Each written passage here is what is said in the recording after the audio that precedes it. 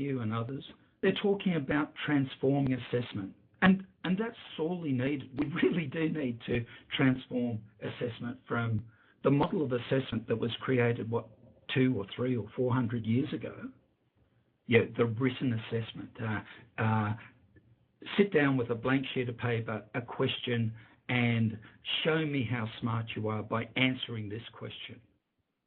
We really do need to transform our model of assessment from that to something that's more appropriate to the current world. But I would suggest that we also need to look at more incremental approaches to improving what's currently a major way that assessment happens in universities. So it's a recognition that teacher comments on teacher-marked assessment is fairly common. Certainly not popular, but it is common. And in talking about looking at a more incremental approach, I think we need to separate or look at the tensions between institutional versus individual change. Yeah, moving from a culture of no, we can't do that, we can't change the system, to yes, I can. Yes, I can change what I'm doing in my individual course.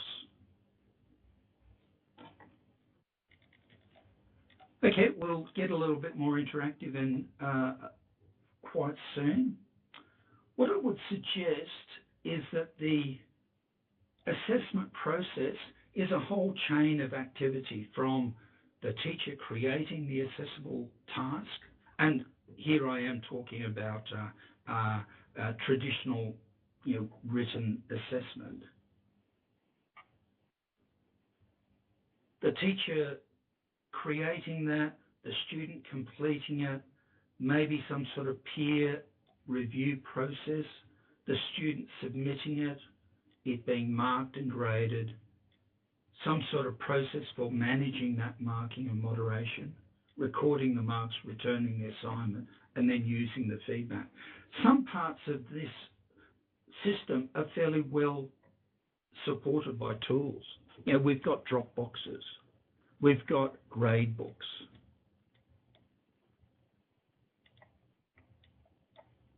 We've got tools to support some of the processes, but other parts of the process, e.g. how the teacher actually marks that assessment, are not terribly well supported at all. What tools do we have to help the student use that feedback to improve their future learning? What tools exist to do that?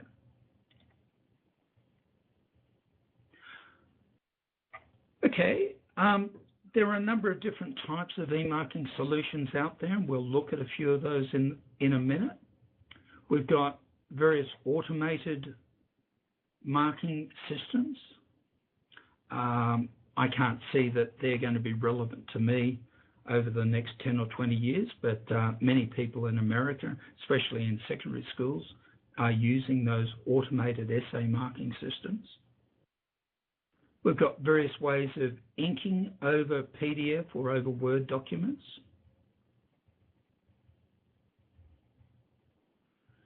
We've got tools that talk about typing comments into the document, either embedding the comment or track changes, those sorts of things. And we've also got people, especially in England, talking about increasingly use of audio or video feedback, embedding that in the assessment piece.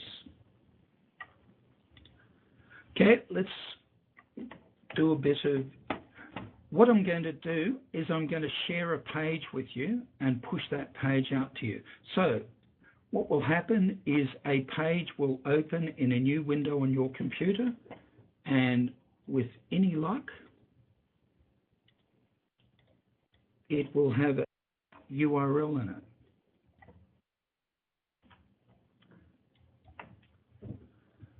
So what should happen for everyone is another window will open, and it will have a URL in it that goes to a site called www.emarkingassistant.com, and it will show a list of eMarking systems that are currently available. If you can see that, could you give me some feedback? Put a nice big tick alongside your name. Okay, thank you. Okay, you can navigate in that page and look at those. What I suggest you do, let's take a minute or two, click on one of those links or a couple of those links that might interest you, and see the sorts of systems that are available. And then we'll come back and we'll have a bit of a discussion about what you want in an eMarking system. If you have a question, please do as Jeff suggested, put your hand up.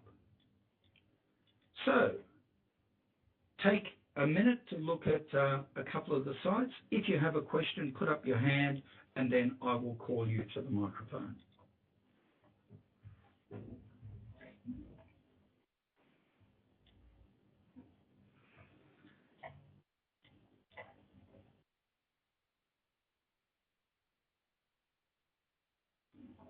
Keith, I'm encouraged that you were looking at this page.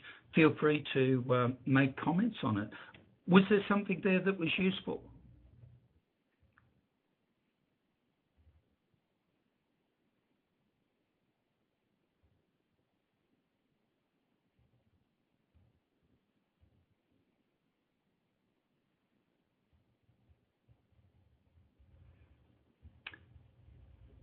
Okay, team. This always works best if you can work with me on this. Feel free to put up your hand. You might have used some of these systems already.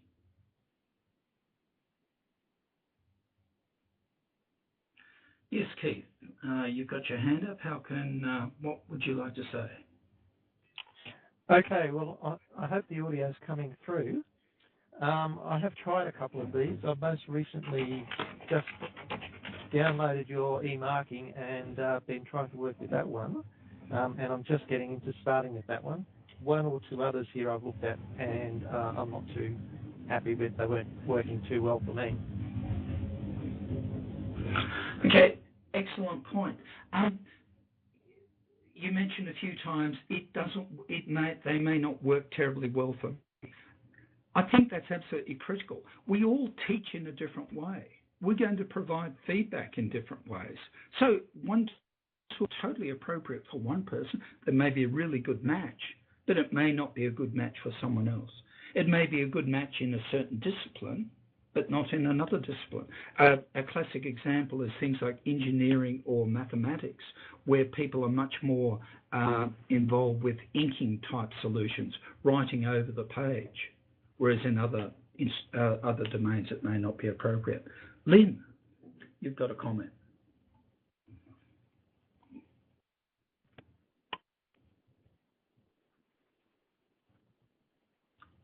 I noticed that, Lynn, can you hold down your control key?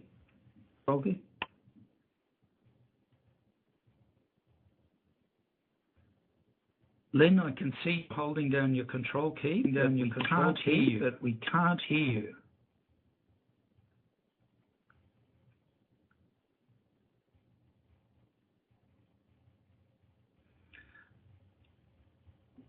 Okay, Lynn, we might have to jump over you. Maybe if you could, we should be able to hear you. Do as Jeff says, you can always type.